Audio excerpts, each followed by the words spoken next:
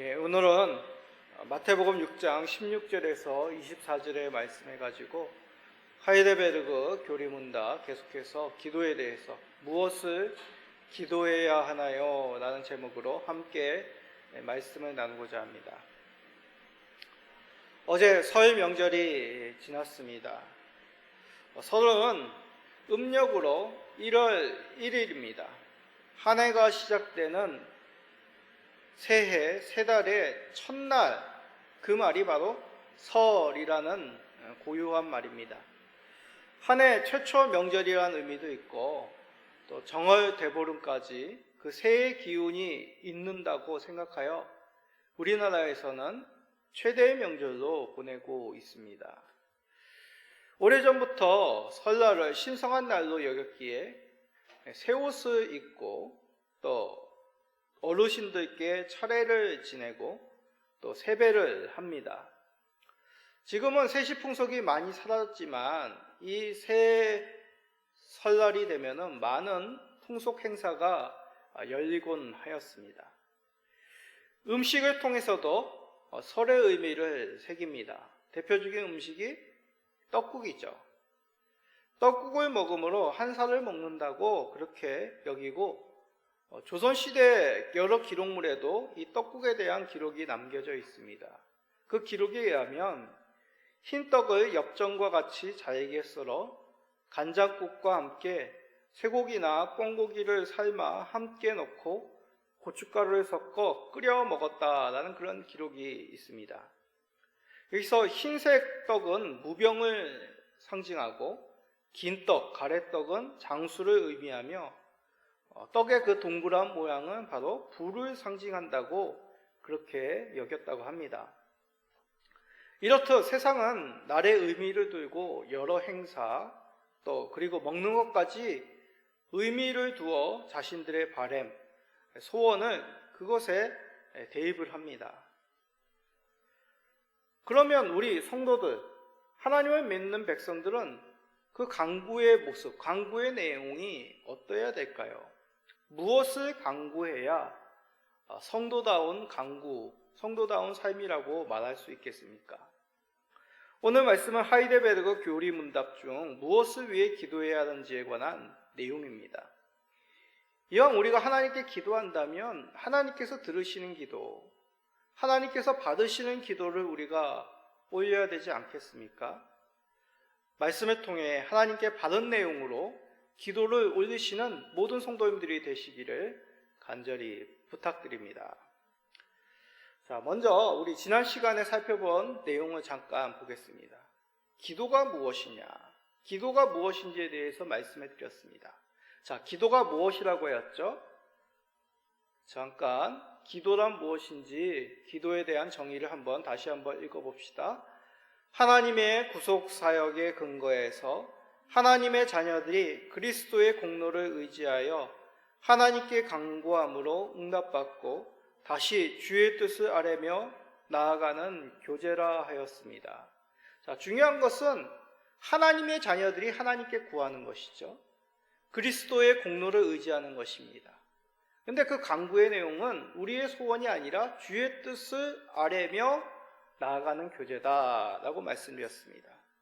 쉽게 말해 하나님께 구원받은 자녀들이 하나님께 간구하는 것입니다. 그리스도를 의지하여 하나님께 기도하는 것이죠.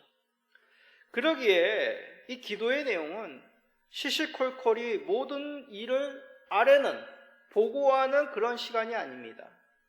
하나님께 구하는 내용을 아뢰는 것이죠. 그 내용이 기도에 담겨야 된다는 것입니다. 자, 그러면 자연스럽게 다음 단계로 넘어가게 되죠. 무엇을 하나님께 구해야 될까요? 하이데베르그 교리문답에도 이에 관한 질문과 답이 있습니다. 하이데베르그 교리문답 118문입니다. 한번 질문과 답을 읽어봅시다. 하나님께서는 그에게 무엇을 구하라고 우리에게 명령하셨습니까? 자, 답은 다시 같이 읽어봅시다. 영혼과 몸에 필요한 모든 것인데 그리스도 우리 주께서 친히 가르쳐 주신 기도에 그것들이 담겨 있습니다. 그렇습니다. 우리는 영혼과 몸에 필요한 모든 것을 하나님께 그리스도를 통해 구할 수 있습니다. 여기서 구체적으로 우리의 몸과 영혼, 우리의 영혼과 몸에 필요한 것이 무엇일까라는 궁금함을 가져야 되겠죠. 감사하게도 그리스도 우리 주께서 친히 가르쳐 주셨습니다. 그가 가르쳐 주신 기도에 그것들이 다 담겨 있다고 말씀합니다. 그리스도께서 우리에게 친히 가르쳐 주신 기도, 생각나시는 것이 있습니까? 주기도문이죠. 그렇습니다. 주기도문은 주께서 우리에게 가르쳐 주신 기도의 모범입니다. 우리 자녀들도 모범의 의미를 잘 알고 있을 것입니다. 어디에 많이 나오죠? 문제집에 보면 모범 답안이라고 나오죠. 시험을 볼 때 이 모범 답안을 따라 작성하면 시험 출제자의 의도에 맞기에 높은 점수를 받을 수 있습니다. 이 뜻은 토시 하나, 점 하나 틀리지 않고 그대로 모범 답안을 옮겨 적으라는 말이 아니죠. 모범 답안에서 제시하는 그 중심된 내용을 빠지지 않고 적는 것이 모범 답안의 의미일 것입니다. 마찬가지입니다. 우리의 기도가 다른 기도, 다른 종교에서, 거짓 종교에서의 기도와 다른 점, 그것은 타 종교에서 구하는 것 같이 구하지 않고 주께서 가르쳐 주신 그 모범을 따라 우리가 영과 몸에 필요한 모든 것을 하나님께 아뢰기 때문입니다. 그렇지 않다면 타 종교와 우리의 기도가 다른 점이 없게 되는 것입니다. 내 욕망을 따라서 구할 수밖에 없습니다. 그냥 생각나는 대로 구하게 될 뿐입니다. 그러면 결국 하나님께서 싫어하시는 방향, 하나님께서 받지 않으시는 기도만 열심히 할 뿐이죠. 세상의 부자들도 그러지 않습니까? 돈을 모음에 있어서 규모 없이 모으고 규모 없이 쓰지 않습니다. 정한 방법대로 지출에 있어서도 신경을 쓴다고 부자들이 말합니다. 미래를 위한 합당한 투자, 지출인지 아니면 충동적 지출, 불필요한 지출인지 꼼꼼히 따져보고 분별합니다. 그래야 해서 부정적인 지출은 되도록이면 없애고 꼭 필요한 지출, 긍정적인 지출, 미래를 위한 지출, 그러한 지출을 투자를 하는 것, 이것이 바로 재물을 모으는 사람들의 습관이라고 합니다. 이렇듯 세상의 부함을 위해서도 합당한 재정관리를 하기 위해 노력한다면 우리 성도의 특권인 이 기도를 어떻게 활용하고 사용하는 것이 맞겠습니까? 주께 응답받을 수 있도록 우리가 그 주께서 가르쳐 주신 내용으로 합당하게 구하는 것이 지혜로운 삶이 아니겠습니까? 자, 그 구체적인 주기도문의 내용은 9절부터 15절까지 있습니다. 이건 내용이 정말 중요하고 우리가 꼼꼼히 살펴보아야 하기 때문에 다음 주부터 우리가 자세히 살펴보도록 하겠습니다. 우리가 기억해야 될 것, 우리가 영혼과 몸을 위하여 모든 것을 구할 수 있는데 그것은 나의 욕망, 내 뜻, 세상의 습관을 쫓아서 구하는 것이 아니라 주께서 말씀하신 바대로 그 본을 쫓아 구하는 것임을 기억합시다. 그래야 해서 주께서 가르쳐 주신 기도의 모범을 쫓아 주께서 명하신 대로 모든 것 구하시어 응답받으시는 모든 성도님 되시기를 간절히 기도드립니다.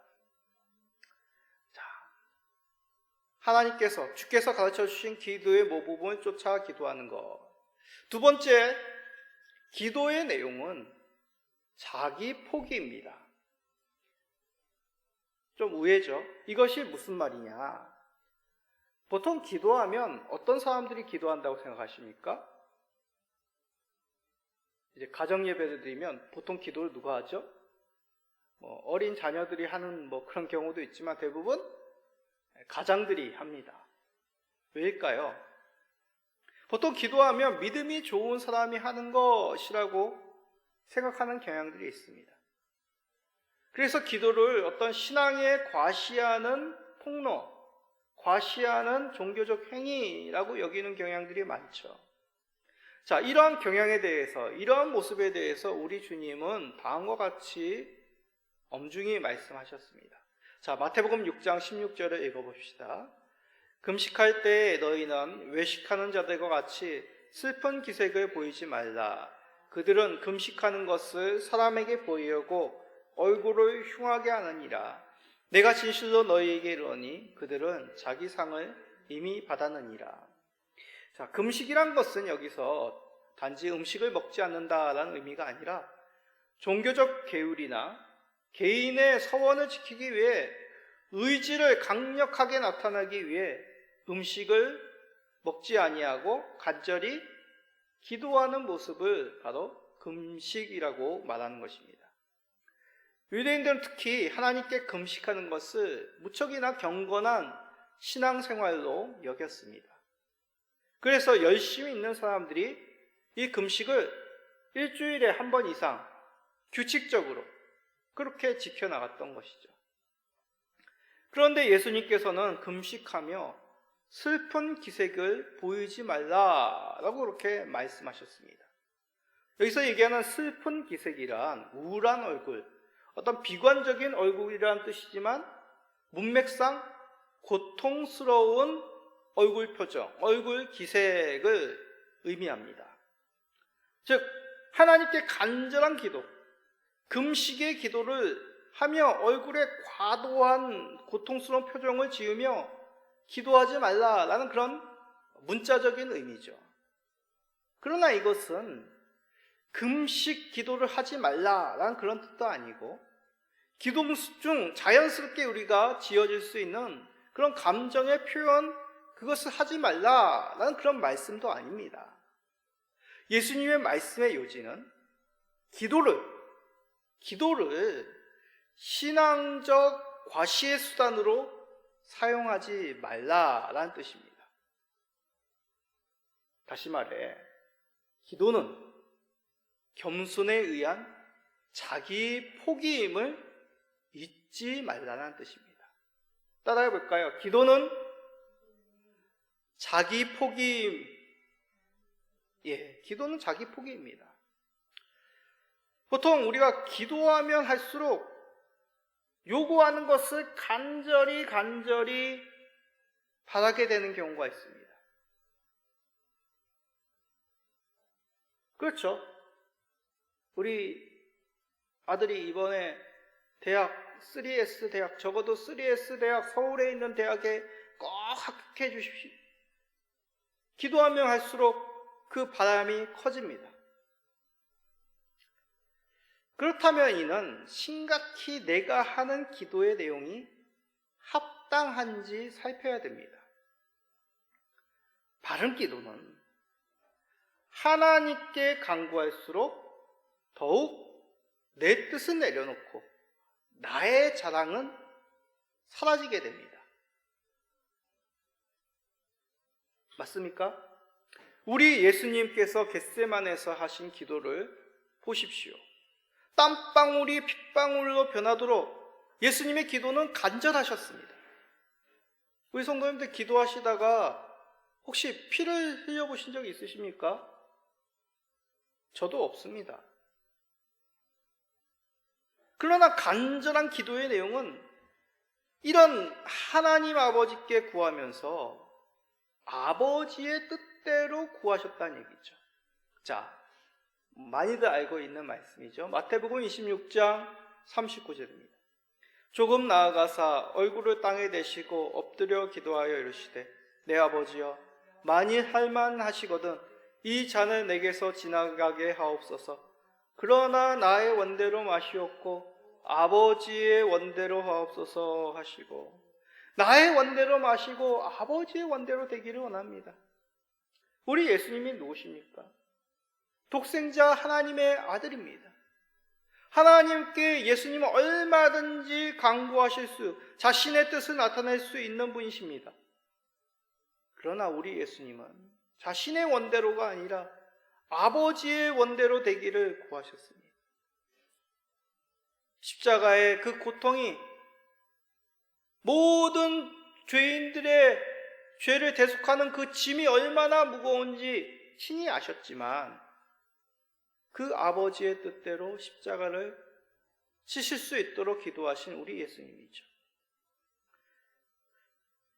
독생자이신 예수님께서도 이렇게 하나님께 겸손히 자기를 포기하셨다면 우리는 어떠한 기도를 하나님께 올리는 것이 합당하다고 생각하십니까?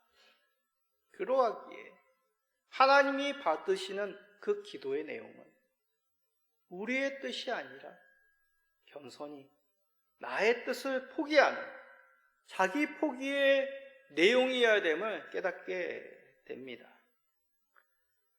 우리 주님께서 가르치시고 모범을 보이신 그 뜻대로 내 뜻을 내려놓고 자기를 포기하시는 사람들보다 하나님 앞으로 나아가기를 기뻐하시는 모든 기도자가 되시기를, 성도님들이 되시기를 간절히 부탁드립니다. 마지막으로 모두를 소유하고 상 주시는 분이 우리 하나님임을 믿고 구해야 합니다. 자, 무슨 말이냐? 두 구절을 읽어봅시다. 마태복음 6장 18절입니다. 이는 금식하는 자로 사람에게 보이지 않고 오직 은밀한 중에 계신 내 아버지께 보이게 하려 함이라. 은밀한 중에 보시는 내 아버지께서 갚으시리라. 자, 24절도 읽어봅시다. 한 사람이 두 주인을 섬기지 못할 것이니 혹 이를 미워하고 저를 사랑하거나 혹 이를 중히 여기고 저를 경히 여김이라. 너희가 하나님과 재물을 겸하여 섬기지 못하느니라. 주 예수님께서 우리가 섬겨야 할 주인은 하나님이시다 라고 그렇게 밝히셨습니다. 하나님께서 우리의 간구를 들으시고 갚으시는 분임을 잊지 말라라고 그렇게 말씀하셨습니다. 아버지께서 갚으신다는 것은 사람이나 세상이 너희들에게 응답하고 너희들의 간구를 들어주지 않고 하나님께서 너희들에게 들어주신다라고 그렇게 말씀하신 것이죠. 이 말씀이 무슨 뜻입니까? 예를 들어 설명합니다. 우리가 누군가에게 부탁한 후 그 사람 말고 다른 사람, 제3자가 나의 그 간구를 들어줄 것이라고 생각하지 않습니다. 그렇죠? 내가 그 사람에게 얘기했으니 그 사람이 나에게 그 간구, 그 부탁을 들어주지 제3자가 뭘 알고 들어주겠습니까? 내가 무엇을 원하는지도 모르고 그 사람이 내 부탁을 들어줄 이유도 하등의 이유도 없습니다. 그런데 우리가 하나님께 기도하였는데 사람들을 인정해주고 세상에서 만족을 얻기를 원한다면 이게 합당한 기도라고 생각하십니까? 물론 하나님께서 응답하심은 단지 추상적인 것만 있는 것이 아닙니다. 물론 믿음, 성령 충만, 용기, 확신들을 주시죠. 그러나 때로는 육에 필요한 것도 우리 하나님께서 공급해 주십니다. 그러나 이 육에 필요한 것도 결국 물질 그 자체가 중요하기보다 하나님께서 그것을 우리들에게 필요한 것이기에 때에 맞게 적절히 주신 그 사랑과 보호, 하나님께서 우리에게 상 주시는 그러한 분이심을 믿음, 그러기에 그 의미가 큰 것이죠. 혹시 물질 자체만으로 만족과 평안은 기쁨을 바라고 계십니까? 그것은 두 주인을 섬기는 모습이라고 말씀하신 거죠. 물질이 많아지고 사람들에게 자랑할 만한 삶이 우리들의 소망이 될 수 있습니까? 이는 예수님의 말씀처럼 하나님께 기도하고 세상의 것으로 만족함을 누리려는 두 주인을 섬기는 모습이라고 예수님은 말씀하신 것이죠. 또 뭐라고 하십니까? 상을 이미 받았다라고 그렇게 말씀합니다. 또 보물을 하늘에 쌓아둔 것이 아니라 땅에 쌓아둔 것, 도둑이 훔쳐가고 동록으로 인하여 상하게 내는 그러한 땅의 보물을 쌓아두는 미련한 모습이다라고 말씀합니다. 비유죠. 이 비유의 공통점이 무엇입니까? 결과는 아무것도 받지 못한다, 남는 것이 없다, 헛수고이다 라는 그런 뜻입니다. 결코 응답이 없으신 것이 아닙니다. 아무것도 남지 않게 되는 것이 그 헛된 기도의 응답이란 얘기죠.